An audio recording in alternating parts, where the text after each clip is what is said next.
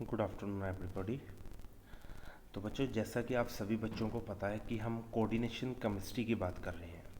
तो coordination chemistry के जो फर्स्ट लेक्चर के अंदर हमने अभी तक बात की कि कोऑर्डिनेशन बॉन्ड्स बनते कैसे हैं, कोऑर्डिनेशन बॉन्ड्स को बेटा कैसे जनरेट किया जाता है, और कोऑर्डिनेशन बॉन्ड्स की हेल्प से ही हमेशा आपका एक कोऑर्डिनेशन कंपाउंड जनरेट होता है। ओके, तो आपने अभी तक बताया है कि कोऑर्डिनेशन जो कंपाउंड्स बनते हैं उस कोऑर्डिनेशन कंपाउंड्स के लिए नेसेसरी कंडीशन कौन कौन सी हैं। तो बच्चे, हमने अभी तक बताया जब भी एक कोऑर्डिनेशन कंपाउंड बनेगा there should be presence of the Lewis acid, वहाँ पे एक लियस एसिड होना चाहिए और इसके साथ साथ एक लियस बेस होना चाहिए। लियस बेस के पास आप सभी बच्चों ने पढ़ा लोन पेयर की प्रेजेंस होगी और लियस एसिड के पास डेफिशिएंसी ऑफ द इलेक्ट्रॉन्स होगा।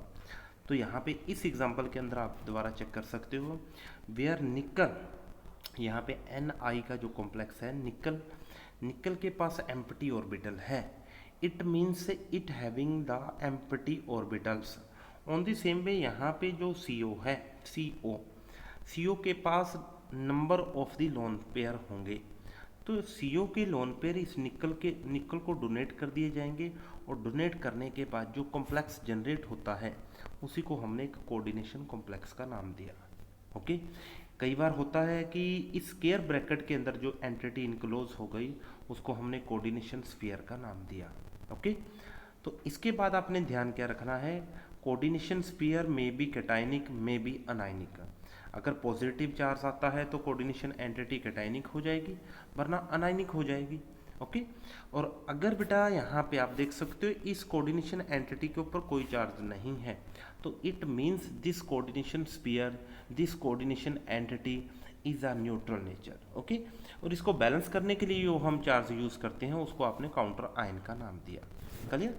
तो अब आपको जो आज का इम्पोर्टेंट टॉपिक है उसके बारे में बताने जा रहे हैं हम। तो बच्चे, जिस सिस्टम को आपने लोन पेयर का नाम दिया मीन्स जिसको आपने लियस बेस का नाम दिया, अब उस लियस बेस की एंटिटी को हम, अब इस लियस बेस की एंटिटी को हम लिगेंड्स का नाम देने वाले हैं। ओके, तो आपने क्या डिफाइन करना है बेटा, लिगेंड्स एक ऐसा स्पीसीज होगा, एटम हो सकता है, मॉलिक्यूल हो सकता है और आयन हो सकता है जिसके पास या तो नेगेटिव चार्ज की प्रेजेंस होगी और या फिर वहाँ पे लोन पेयर की प्रेजेंस होगी। नेगेटिव चार्ज और lone pair will be donated by the negative charge और lone pair will be donated to the central atom. Okay, इस स्पीसीज को ही हम लिगेंड्स का नाम देने वाले हैं।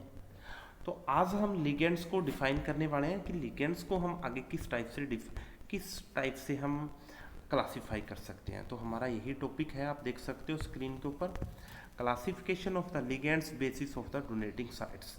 मीन्स किस टाइप से आप लिगेंड्स को क्लासिफाइड कर सकते हो। तो यहाँ पे आप ध्यान से चेक कर सकते हो कि अगर आपका लिगेंड्स एक लोन पेयर को डोनेट कर रहा है तो इसको आप मोनोडेंटिड लिगेंड्स का नाम दे दोगे। ओके, और अगर आपका लिगेंड्स दो लोन पेयर को डोनेट कर रहा है तो बच्चे आप इसको बाइडेंटिड लिगेंड्स का नाम दे दोगे। ऑन दी सेम वे अगर आपका लिगेंड्स दो से ज़्यादा लोन पेयर को डोनेट कर रहा है तो उसको आप पॉलीडेंटिड लिगेंड्स का नाम दोगे। ओके, तो इस टाइप से आप जो हमारा जो भी ये वाला टॉपिक है इसको प्रोसीड करवाने वाले हो। क्लियर? अब हमारी जो बात है, हम फर्स्टली बात कर रहे हैं यहाँ पे मोनोडेंटिड लिगेंड्स क्या होते हैं। तो बच्चे ध्यान देना है कि इन मोनोडेंटिड लिगेंड्स के क्या कुछ रहेगा। तो मोनोडेंटिड लिगेंड्स के अंदर आपका जो लिगेंड होगा वो सेंट्रल एटम को वन लोन पे डोनेट करने वाला है। क्लियर?